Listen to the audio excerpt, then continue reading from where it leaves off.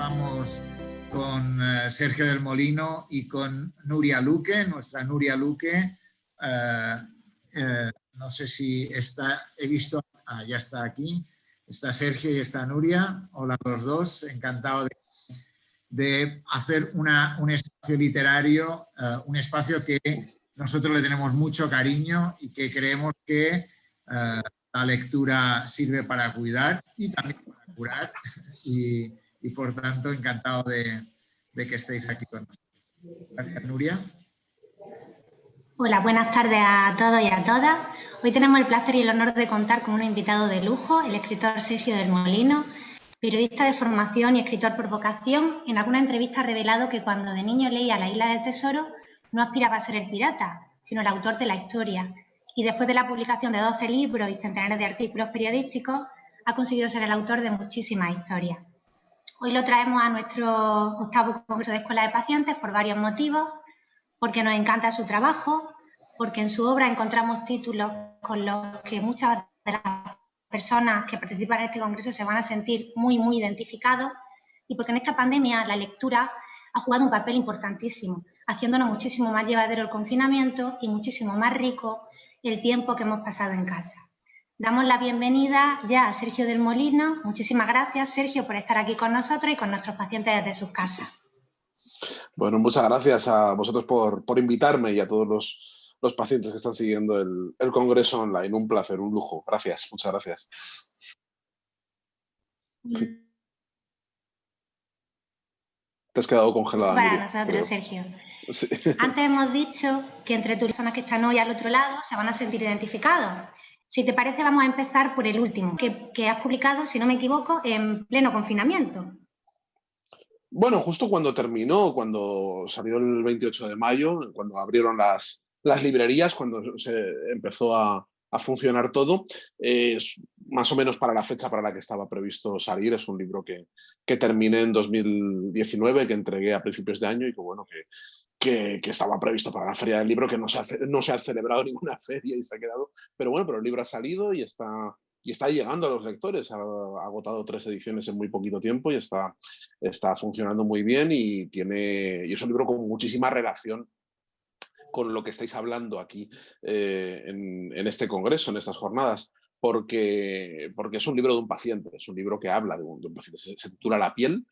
Y es un libro que tiene como eje vertebral, como columna de la cual salen un montón de ramas para hablar de un montón de cosas, mi condición de enfermo crónico de psoriasis, de una psoriasis muy grave que padezco, y que eso me hace pues, pensar mucho en mi condición de portador de una piel enferma, que me hace pensar mucho en lo importante que es la piel, más allá de lo médico, pero también en lo médico y también en lo físico, en la vivencia cotidiana, ya esté sana o no, da igual. O sea, el hecho de tener una piel que condiciona tu cuerpo y que condiciona tu forma de estar en el mundo, ¿no? Es el hilo conductor que luego me va llevando a un montón de sitios, entre otros a una galería de personajes históricos que también sufrieron psoriasis grave como yo, como fueron Stalin, como fue el escritor Vladimir Nabokov, la cantante Cyndi Lauper, el narco Pablo Escobar, un montón de personajes que comparten conmigo esa monstruosidad, esa condición de monstruo que yo reivindico, ¿no? en cuanto al aspecto de la piel, al rechazo que provoca, al cruce de miradas, en fin, a lo mucho que te condiciona la vida, tu aspecto físico, y no solo lo físico, sino también el dolor, el agotamiento, la inflamación, todas esas circunstancias que hacen que todo ser un enfermo crónico sea, entre otras muchas cosas, una lata constante, ¿no? Y eso ese es el hilo, es la excusa que me lleva a hablar de muchas otras cosas. Un poco, en mis libros sucede un poco como puede suceder en la sala de espera de cualquier sitio, que te empiezas hablando de tus males, de por qué estás ahí, de por qué es lo que te ha llevado, y la descripción de tu enfermedad y la descripción de tu condición de paciente te va llevando a un montón de sitios que no esperabas, ¿no? Y hablar de un montón de cosas. Bueno, pues el libro funciona, así es, el libro funciona, empieza hablando de mi enfermedad, pero no es un libro médico, no es un tratado, no es un libro de autoayuda, no es un libro que intente describir ni ofrecerse como ayuda a los pacientes, sino que es un libro estrictamente literario en ese sentido, pero que precisamente por ser tan literario y tan egoísta en ese sentido, creo que puede enganchar, y de hecho está enganchando a muchos lectores, independientemente de que tengan una enfermedad crónica de la piel u otras o no la tengan, porque se ven reflejados en muchísimas cuestiones, que es lo que sucede con la literatura cuando la escribimos desde lo que nos importa, ¿no? Nosotros no escribimos pensando en lo que puede ayudar a otros, sino pensando en nuestra propia experiencia. Y a partir de ahí es cuando los otros pueden encontrarse con lo que nosotros contamos y con lo que a nosotros nos preocupa, ¿no? Eso es lo que sucede con mis libros. Y bueno, La piel pues ha empezado muy bien, lleva 3 semanas en el mercado y vamos a edición por semana, así que estamos muy contentos porque no, en fin, con las circunstancias actuales era toda una aventura lanzar un libro, no sabíamos qué iba a pasar ni cómo se iba a poder vender y yo no he podido salir de casa a defenderlo, no, me he quedado aquí y bueno, y la verdad que sí, que es muy esperanzador cómo está respondiendo los lectores ante el libro, sí. Has dicho que La piel representa lo contrario de los libros de autoayuda, ¿no? De los manuales, de confesiones que encontramos muchas veces en los supermercados, ¿verdad? ¿Ha sido difícil para ti volver la mirada hacia algo tan íntimo como una enfermedad propia, una enfermedad, tu propia piel, que es algo más íntimo que la piel? ¿Ha sido difícil para ti?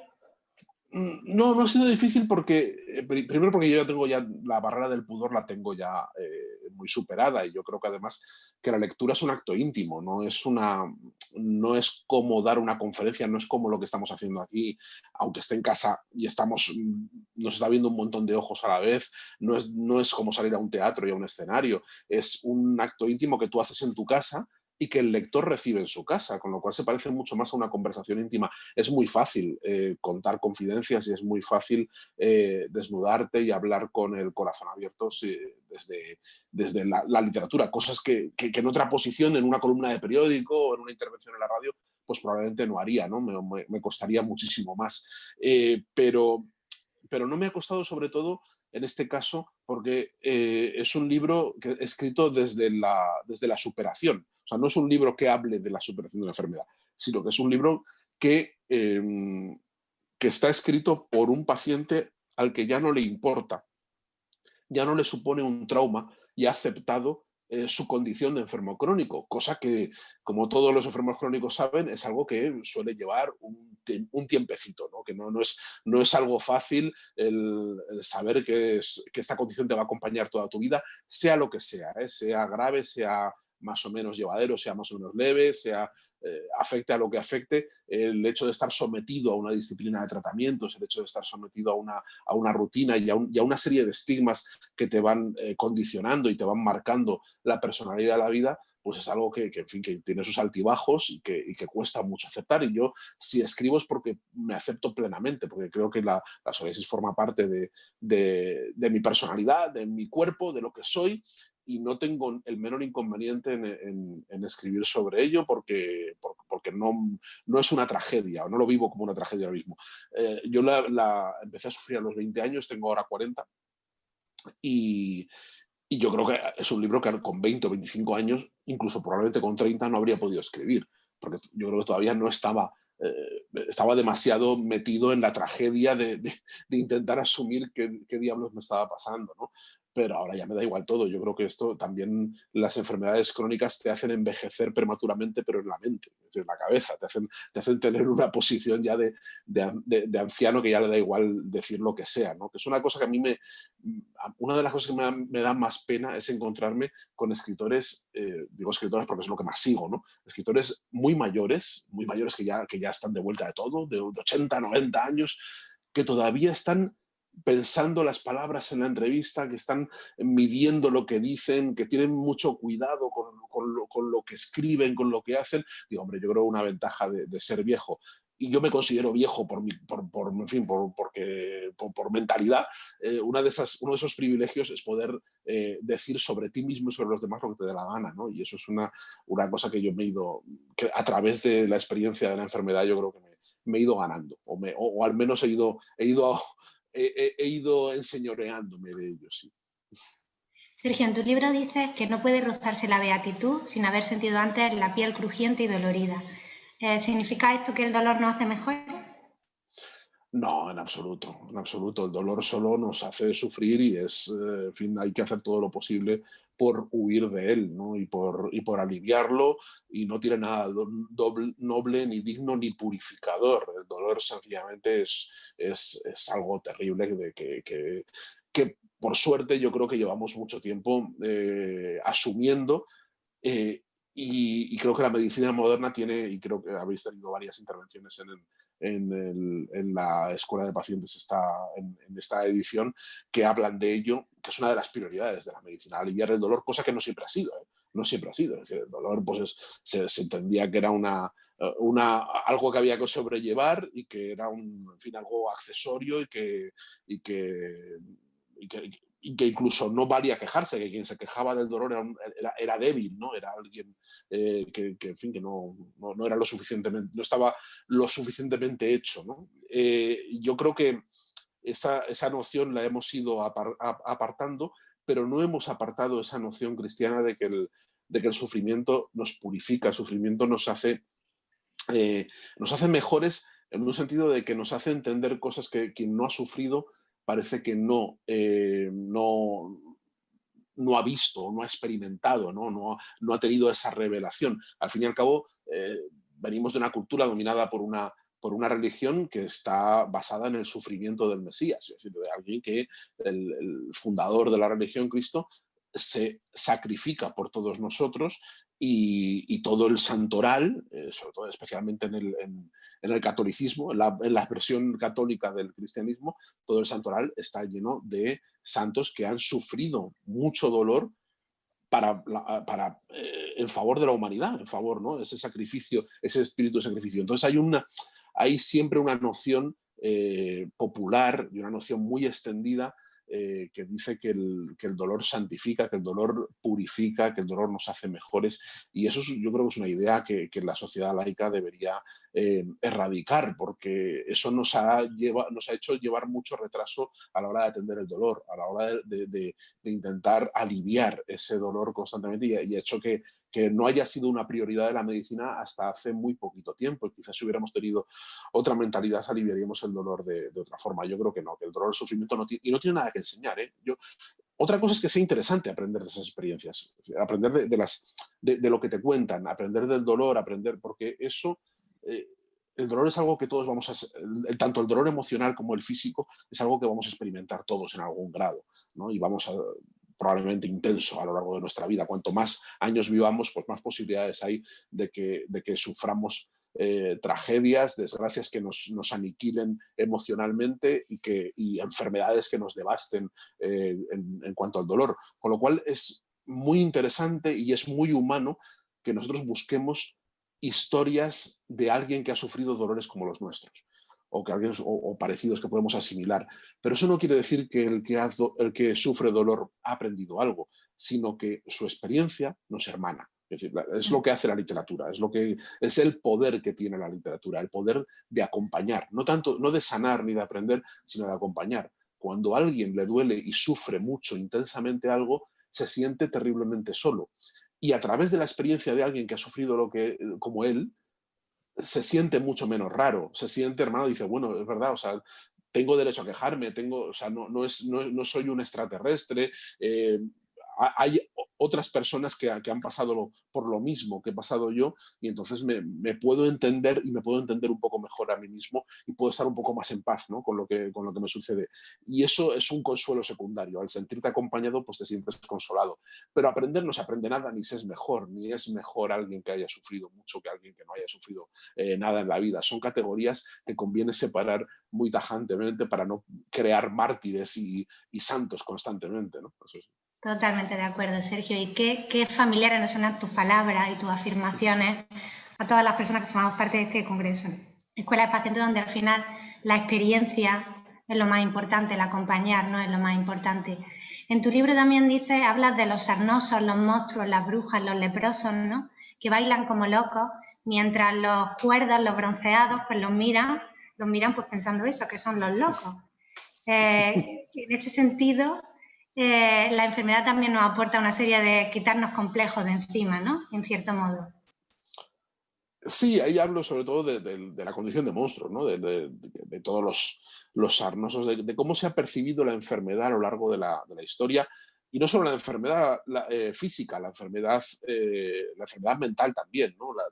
Esto proviene de una imagen muy recurrente de la Edad Media, que es la imagen de la balsa de los locos, que Michel Foucault, el filósofo Michel Foucault, utilizaba mucho en su libro Historia de la locura y en varios libros suyos, en los que habla de cómo la sociedad excluye a los enfermos metiéndolos, y eso era una cosa, es una historia medieval. En la Edad Media a los leprosos y a los sarnosos se les metía en lazaretos, se les aislaba de la sociedad, pero también había una costumbre bárbara de meterlos en barcazas que iban río abajo, ¿no? Y les iban, cuando pasaban por las ciudades, pues les tiraban mendrugos de pan, les alimentaban, pero para que no se acercaran nunca a las ciudades y tuvieran controlada la infección y no pudieran infectar y no pudieran ser portadores de la peste. Y entonces eran barcazas que iban con cencerros, iban con campanillas para alertar cuando se iban acercando para que la gente no se acercase a ellos, ¿no? Y esa imagen brutal de la enfermedad persiste constantemente, y la hemos visto en la pandemia, cómo se ha reproducido. A mí una de las cosas que más me han espantado de las muchas cosas que me han espantado y que me siguen espantando en lo que ha sucedido en este apocalipsis que hemos vivido, es cómo hemos reproducido, cómo la sociedad del siglo XXI, hipertecnologizada, se supone que ya con unos grandísimos conocimientos científicos y con un descreimiento absoluto y con una forma de organización democrática y muy compleja, ha reproducido las mismas reacciones que los europeos del siglo XIV cuando les vino la peste, ¿no? Han tenido la misma reacción, y lo principal, lo más preocupante era el miedo al contagio, que es comprensible, que evidentemente que hay que atajar y que lo fundamental es atajar el contagio, pero ese miedo al contagio nos ha llevado a unas reacciones completamente fuera de sí, casi neuróticas, reacciones en los cuales hemos intentado no ver la enfermedad, hemos priorizado que poner cordones sanitarios para que no se extienda antes que atender a los enfermos, y hemos dejado morir en pudrideros a mucha gente. Ha sido, cuando se escriba la historia de todos esos meses, no nos vamos a creer lo que pasó, es decir, no vamos a reconocer, no nos vamos a reconocer en todo lo que hicimos y todo lo que pasamos. Y hemos intentado de nuevo no ver, o sea, a los enfermos. No los hemos metido en barcazas ni los hemos metido en lazaretos, pero metafóricamente sí que lo hemos hecho, apartándolos de nuestra vida, preocupándonos de otras cosas, poniéndonos a cantar el dúo dinámico, poniéndonos a hacer un montón de historias que en realidad estaba dando la espalda. Por mucho que aplaudiéramos todos los días a las 8 de la tarde, en realidad estábamos dando la espalda a todo lo que ocurría y estábamos casi negando el deber de auxilio que tiene una sociedad hacia los enfermos, ¿no? Y eso es reproducir esa histeria, ese miedo que ha habido en todas las pestes en Europa. Lo hemos tenido exactamente igual. Y eso que se supone que nosotros sabíamos cosas y se supone que nosotros teníamos una sociedad y estamos preparados y tenemos otra historia, pues no, oye, hemos reaccionado exactamente igual. Por eso me parece que la visión, la idea que reflexiona en el libro En la piel sobre la enfermedad como peste y los enfermos como apestados, especialmente los enfermos de la piel, incluso enfermos de psoriasis como yo, que es una enfermedad congénita autoinmune que no se contagia, que se transmite por los genes. Es decir, nadie tiene que tener ningún miedo, pero aún así persiste en el sustrato cultural la idea del contagio, ¿no? La idea de la peste, del leproso, y la gente enseguida se aparta, ¿no? Y es la primera reacción que todo el mundo tiene ante la enfermedad. Cuidado, aparto, quieto, lejos, ¿no? Y es terrible. Yo cuando escribí el libro estaba muy lejos de suceder esta pandemia, nadie podía imaginarlo, yo menos que nadie, y entonces yo estaba hablando casi en términos especulativos, y me aterra la manera en la que el mundo me ha dado la razón. A mí me hubiera gustado que esa imagen de la enfermedad hubiera prescrito y que lo que yo cuento en el libro no tuviera ninguna razón de ser y que hubiéramos reaccionado de otra forma, pero no ha sido así. O sea, de verdad que todavía persiste la idea del enfermo como apestado, pero de una forma brutal, ¿no? Y como sabe cualquier enfermo, antes de la pandemia, como sabe cualquier enfermo crónico, cualquier enfermo oncológico, cualquier enfermo de larga duración crónico, sabe perfectamente de lo que hablo, ¿no? Sabe perfectamente lo que cuesta hacerse entender y lo que cuesta encajar y encontrar un hueco en el mundo de los sanos, ¿no? Sí, eso sí. Y Sergio, nos gustaría hablar contigo también de otro de tus grandes libros, ¿no? Un título que en 2013, con el que conseguiste varios premios y que Manuel Vila definía como una hermosa carta de amor, el dolor ante la muerte de un hijo que se marcha y su marcha queda convertida en un libro que nos cautiva y nos acongoja. Un libro precioso, pero también terrible, Sergio. ¿Qué ha significado para ti La Hora Violeta? Bueno, muchísimas cosas. Para empezar, es un libro que no querría haber escrito, ¿no? Lo que pasa es que, bueno, creo que fue mi forma de reaccionar, no de superar ni de buscar una terapia, como a veces se dice, ¿no? Que parece que es una forma de liberarte, sino una reacción. Yo reacciono escribiendo a las cosas que me pasan.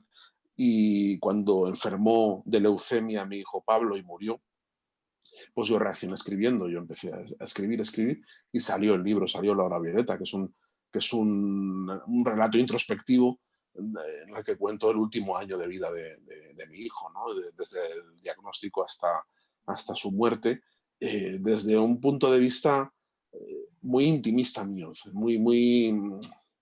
de cómo lo vive un padre, de cómo ve un padre que es incapaz de proteger a su cría, que es el sentimiento de impotencia más grande que puedes tener, porque nosotros estamos programados para proteger a toda costa a nuestras crías. Y si viene un depredador, nuestro instinto nos dice que nos pongamos a nosotros para que el depredador nos coma a nosotros y nuestras crías se salven.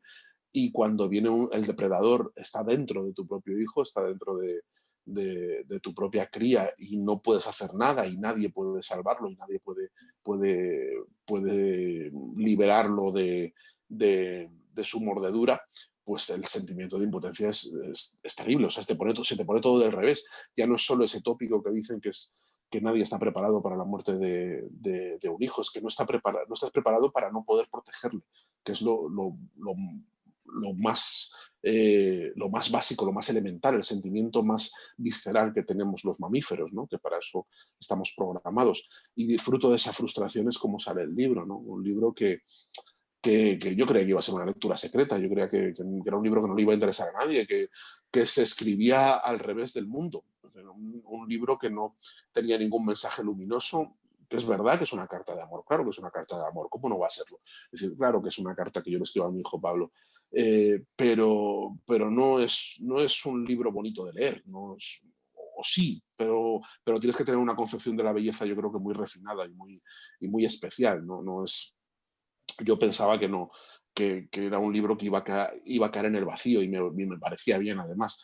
Pero sorprendentemente desde el principio encontró muchísimos lectores, es verdad, y en muchos países y llevo desde 2013 realmente hablando de él, se sigue reeditando constantemente y me siguen invitando a hablar, pues hoy por ejemplo, pero vamos, antes del coronavirus yo tenía charlas por ahí para hablar del libro, en Italia también tuvo un shock enorme también y fui muchísimas veces a Italia a hablar sobre el libro. Es curioso que en los dos países donde más peso ha tenido en Europa ha sido España e Italia, que son los países como más apegados a la familia, ¿no?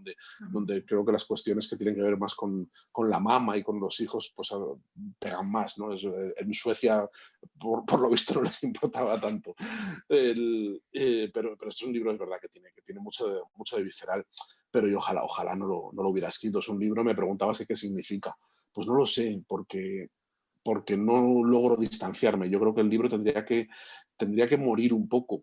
Tendría que dejar de tener lectores durante una temporada y languidecer, como le suele pasar a la mayoría de los libros, para que yo tome distancia, ¿no? Y dejar... Pero mientras sigo teniendo reacciones, sigue habiendo ediciones, sigue vivo en las manos de los lectores, para mí es muy difícil entender qué es muy difícil, porque sigue muy apegado a mí. Entonces, no lo sé, es un libro muy raro, con el que tengo una relación muy extraña, que sí sé que me deja agotado hablar de él, ¿eh? Me deja agotadísimo. Cuando doy a veces una charla que me invitan a algún sitio a hablar, o tengo un encuentro literario, lo que sea, y hablamos un poquito de la hora libreta, yo después me encierro en el hotel, o sea, no puedo ni luego ni cenar, ni tomar nada, no puedo, no tengo fuerzas, ¿no? Y me pregunto además por qué sigo haciéndolo, porque a veces me dice, pero me lo dice mi mujer, dice, pues no vayas, deja de hablar del libro. Digo, pero es que no puedo, porque me siento obligado, porque el libro en buena medida sí es una carta de amor y sí que es una forma, la única forma que yo he encontrado de que la vida de mi hijo no quede reducido a un acto banal, no quede reducido a algo que se va cubriendo de polvo y de olvido, ¿no? Sino que su muerte, su duelo, el dolor que yo siento por su muerte siga muy presente en mi vida, ¿no? Y si le doy la espalda al libro, le doy la espalda a mi hijo también. Entonces, por mucho que a veces piense que sí, que igual ya es hora, que ya es momento de dejar de acompañar al libro, no puedo, en cierta forma no puedo, ¿no? Entonces sí que cuando me llamáis yo acudo encantado, ¿no? Porque además creo que yo estoy muy agradecido a cada lector de La Hora Violeta porque sé que es un libro que no es fácil, que es un libro que va a contrapié del mundo, que quien ha tenido el valor de meterse dentro del libro, pues es un lector ante el que hay que quitarse el sombrero, ¿no? Porque sé que no le mueve el morbo, sé que no le mueve la atracción de la historia, sino que va buscando algo, creo que muy íntimo y muy especial, y está hecho de una pasta especial, yo creo que el lector de La Hora Violeta, ¿no? Entonces si tengo ocasión de mostrarle mi gratitud, pues se la muestro siempre, ¿no? De hecho, en las dedicatorias siempre hago alguna alusión a la valentía del lector por haberse adentrado en ese terreno tan monstruoso. Sergio, es un libro precioso y además es un libro que sirve para visibilizar una palabra que, como tú mismo dices en el libro, no existe en los diccionarios, ¿no? La que nombra a los padres que han visto morir a sus hijos, los hijos que se quedan sin padres son huérfanos, los cónyuges que cierran los ojos del cadáver de su pareja son viudos, pero los padres que firmamos los papeles de los funerales de nuestros hijos no tenemos nombre ni estado civil. Entonces esto es muy importante lo que tú has conseguido con... Si quieres cambiamos de tema también en el libro. No, en absoluto, no.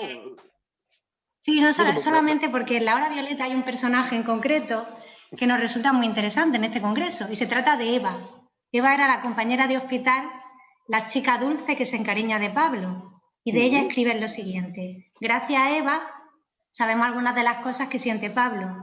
Cris se las pregunta para que a través de su voz hable de quimioterapia. Ejerce de traductora simultánea del interior de nuestro hijo y le agradecemos con los ojos, supongo que porque tendríais la mascarilla, que nos permita entender por qué llora o por qué se acongoja, ¿no? Cómo de importante es esta ayuda mutua, ¿no?, entre pacientes. Es pequeño, ¿no? Pero sabes que está sufriendo. Y ahí es verdad que Eva era una adolescente. Y a mí me conmovían mucho los adolescentes de las plantas de oncología pediátrica, primero porque están en una tierra de nadie, porque es mejor que estén en la planta de pediatría que en oncología de adultos, porque en oncología de adultos, en fin, creo que es todo mucho más triste. No le van a poner una habitación con alguien de 80 años que se está muriendo. Yo creo que sería totalmente deprimente, pero a la vez, claro, ellos no son niños. Entonces, están en un terreno de nadie, ¿no? En una planta que se les ve perdidos y a la vez se les ve madurísimos, ¿no? Cuando reciben la visita de sus compañeros de clase o de algún amigo, ves la diferencia de madurez, o sea, de cómo la enfermedad a ellos les ha hecho tremendamente adultos. Antes hablaba de ser viejo, ¿no? De repente ellos no es que tengan una sabiduría, sino que tienen una madurez, una comprensión del mundo y de las emociones y de manejar que los adolescentes no la tienen, ¿no? Y eso le pasaba a Eva, ¿no? Le pasaba que tenía además un touch con los niños y con los padres, que sabía relacionarse con muy pocas palabras y transmitir muchísimo, y creo que eso también es fruto de esa madurez sobrevenida que le viene mucho a a los adolescentes, ¿no? Y que cuando se curan, y muchos se curan, sabemos, ¿no? Que de la leucemia hay una tasa de curación muy alta. Cuando se curan, eso les lleva a un extrañamiento del mundo muy grande, ¿no? Cuando vuelven otra vez a su mundo cotidiano, ya no se saben relacionar con la gente de su edad, ya no saben, o sea, eso les provoca un sentimiento de soledad con el que tienen que bregar y con el que tienen que manejar, que también es importante luego saberlo en el hospital, ¿no? Que al final crea una especie de dependencia la condición de la enfermedad. Al final solo se relacionan entre ellos porque solo entre ellos se entienden ese acompañamiento, ¿no? Es muy difícil que gente que no ha pasado por lo que has pasado tú te entienda y te pueda acompañar, ¿no? Eso, y esas páginas es verdad que intentaban reflejar un poco ese mundo. En parte la libreta es la cartografía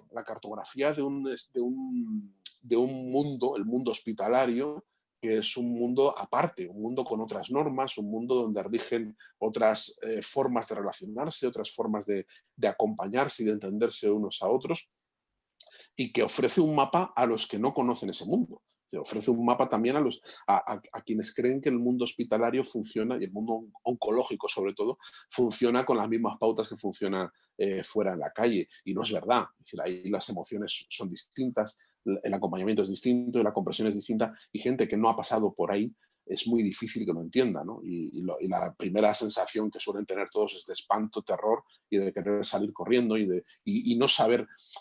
Y creo que lo pongo en algún pasaje del libro. Es tremendamente frustrante y doloroso ver cómo alguien, un adulto de fuera, intenta relacionarse con un niño con cáncer. No saben qué decirle, no saben cómo. Sin embargo, Eva y estas chicas tenían un touch perfectamente. Lo que nos gustaba de Pablo es que se entendían, ella y él se entendían muy bien. Y ella sabía manejarlo, sabía estar con él, cosa que venía cualquier visita de fuera, incluso de la familia, y no sabían acercarse a él, ¿no? Eran totalmente extraños. Y con Eva, él estaba cómodo, era familiar, era una presencia que parece que se entendía muy bien, ¿no? Y esa comprensión que se crea entre pacientes es muy importante. Sí. Es fundamental. En el libro también habla del régimen de aislamiento, ¿no?, que vivisteis con Pablo en el hospital. El verde, el color de la ropa estéril que se usa en la habitación, ¿no?, cuando os etiquetaban como verde. Ahora, esto que nos puede parecer ajeno, ahora nos ha resultado muy, muy familiar, ¿no?, con todo el tema de la pandemia, ¿no? Hace unos meses parece que no conocíamos esto y ahora lo hemos visto. ¿Cómo lo vivíais vosotros este aislamiento con Pablo? Bueno, sorprendentemente natural. Es decir, cuando te lo cuentan desde fuera, dicen, piensas, yo no soy capaz de hacer eso, no puedo llevar esa vida, no puedo llevar esa disciplina. Pero sí que la llevas, porque además lo haces con total naturalidad porque es tu hijo. Claro, es que a lo mejor por ti no lo harías. A ti te resultaría pesado. Si tú eres el enfermo, te resultaría pesado e insoportable. Pero como el enfermo es tu hijo, lo llevas muy bien. O sea, pues bueno, tengo que estar en un entorno aséptico, tengo que estar vistiendo pijamas asépticos, estar con mascarilla todo el día, lavarme las manos hasta que se me vea el hueso. O sea, en casa todo tiene que estar. En fin, nosotros lo del aislamiento ya lo llevábamos mucho en casa también. No venía nadie, no venía ninguna visita nunca, porque claro, Pablo estaba inmunosuprimido y no podía recibir ningún contacto que no fuéramos nosotros, ¿no? Y nosotros también con muchísimo cuidado y con muchas medidas de higiene. Entonces lo llevábamos con absoluta naturalidad y por eso, no sé, quizá por eso cuando empezaron las medidas a pedir medidas de higiene y a publicitarse cuáles eran las medidas de distanciamiento y de asepsia que íbamos a tener que llevar en el mundo nuevo de la nueva normalidad, no pensamos, pues tampoco es para tanto. Es que o sea, para asepsia y demás, los que vivíamos nosotros, eso sí que era asepsia, que ahí no entraba un germen por ningún sitio, ¿no? Que vivíamos en entornos esterilizados. Esto es tener un poquito de cuidado, ¿no? Entonces digo, la gente que se lleve las manos a la cabeza por tener un poquito de cuidado y ponerte una mascarilla un poquito cuando vayas a entrar a comprar el pan a un sitio, digo, en fin, tampoco eso me parece un inconveniente. O sea, si nos podemos librar de la peste con tan poquito, yo creo que aplaudiría con las orejas, ¿no? Pero te das cuenta de que la gente es muy quejicosa, muy quejicosa. O sea, y yo no sé si es porque hemos pasado por ello y hemos pasado por una, en fin, por una enfermedad y un duelo avasalladores y que nos han dejado, nos han transformado, igual nos han encallecido el alma en alguna forma, pero nos parece que la gente se queja demasiado, se queja de vicio, que no es para tanto, de verdad. O sea, no, que es muchísimo peor estar en aislamiento en un hospital. O sea, yo estar aislado, de verdad aislado, en una habitación de 2x2, en una cámara de aislamiento, en espera de un trasplante de médula, eso sí que en fin, eso sí que es tela. Eso sí que hay que tener cuidado con ello. Pero vamos, en fin, que te laves las manos y te pones una mascarilla, pues hombre, que menos, es que no te las lavabas antes. ¿Qué hacías con las manos antes también? Es que digo, la gente no eso mismo que nos dicen, nos decían pacientes trasplantados, exactamente lo mismo que nos comentas tú. Y al final nada como el conocimiento, ¿no?, para relativizar muchas veces las medidas y las decisiones. Tenemos poco tiempo, Sergio, y alguna pregunta, pero yo quiero aprovechar lo último que te quiero preguntar es, en estos meses hemos tenido, entre nuestros pacientes, hemos tenido tiempo y entre nuestros pacientes hay grandes lectores, ¿no? Y queríamos aprovechar para que nos recomendara alguna lectura, alguna de las lecturas que tú has hecho durante este confinamiento, alguna de tus libros de cabecera o algo que podamos apuntar, aparte de los tuyos, ¿no?, que ya los tenemos entre...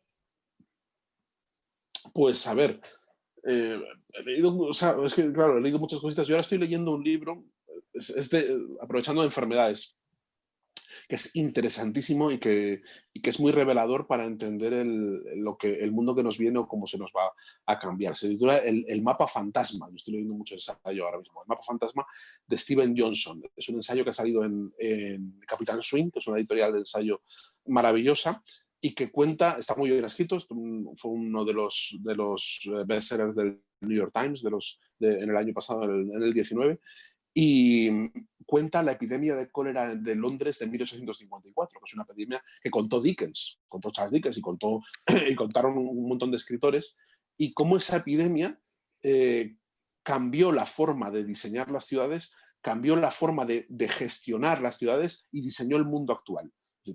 Para que nos podamos anticipar un poco a los efectos que puede tener a lo mejor la pandemia que estamos viviendo, ¿no? Que puede tener efectos muy, muy, muy profundos a largo plazo, ¿no? La forma de organizarnos y la forma de vivir cambió sustancialmente a partir de lo que se aprendió, de lo que aprendieron de esa epidemia de cólera de 1854 en el Soho de Londres. Es un libro entretenidísimo, aparte de todo, es un libro muy bien escrito, muy bien planteado, con un montón de referencias literarias y que si quieres entender un poquito lo que va a suceder hay que mirar siempre un poco al pasado, y es un libro que me ha tenido fascinado. Es lo último que he leído hace nada, ¿no? El mapa fantasma de Steven Johnson. Yo creo que está muy bien escrito, muy bien contado, de verdad. Pues apuntado queda, Sergio. Como no tenemos mucho más tiempo, simplemente leerte algún comentario de nuestros pacientes. Para ellos es un lujo tenerte aquí. Una conferencia muy interesante. Gracias. Hay muchos plantean si el dolor también es como una piel, como tu libro, con la que aprende a vivir, ya que no he elegido, viste a la persona, pero no es un traje elegido ni deseado. Ideas así que has transmitido tú. Hay otro paciente que nos dice que tiene 39 años y es enfermo crónico y casi siempre en casa, que le encanta leer y es su distracción número 1 y se quita horas de televisión encima. O sea que también hay mucha gente que esto lo lleva por bandera. ¿Algún comentario más? Nos pregunta un paciente. Sergio, ¿consideras que asumir los procesos de enfermedad se convierte en una oportunidad?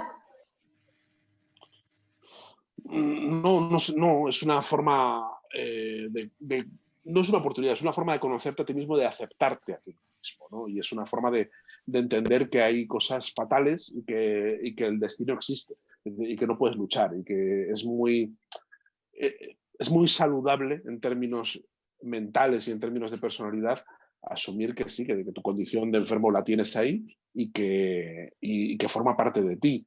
No es una oportunidad, no es un proceso de transformación, digámoslo así, sino que es un modo de estar más a gusto, de entender, de estar en tu pellejo, que al final también va de eso el libro, ¿no? De estar en tu piel y sabiendo que no puedes estar de otro modo, ¿no? Y que no hay que resignarse, ¿no? A ello. Y entonces esa aceptación de uno mismo es muy importante, pero es dura y no todo el mundo lo consigue a la primera. Es decir, creo que es un camino que cada cual tiene que llevar a su modo y sin atosigamientos y sin que los demás te guíen ni te pastoreen. Es una revelación a la que tienes que llevar tú mismo y que creo que todos en algún momento llegan, porque la enfermedad crónica, pues al fin y al cabo, te acompaña toda la vida y te da tiempo para pensar mucho sobre ella. Pues Sergio, lo tenemos que dejar porque no hemos ido de tiempo. Gracias por esta tarde, gracias por este rato contigo y gracias sobre todo por tus libros. Te vamos a seguir muy de cerca y vamos a intentar leérnoslos todos. Así que muchísimas gracias por estar aquí. Pues muchas gracias, Nuria, y a todos los organizadores y a todos los pacientes que nos han seguido. De verdad, un congreso muy interesante. Un saludo y muchas gracias por invitarme, de verdad. Un placer. Un placer para nosotros. Hasta luego, Sergio. Hasta luego. Muchas gracias, Sergio. Muchas gracias, Nuria.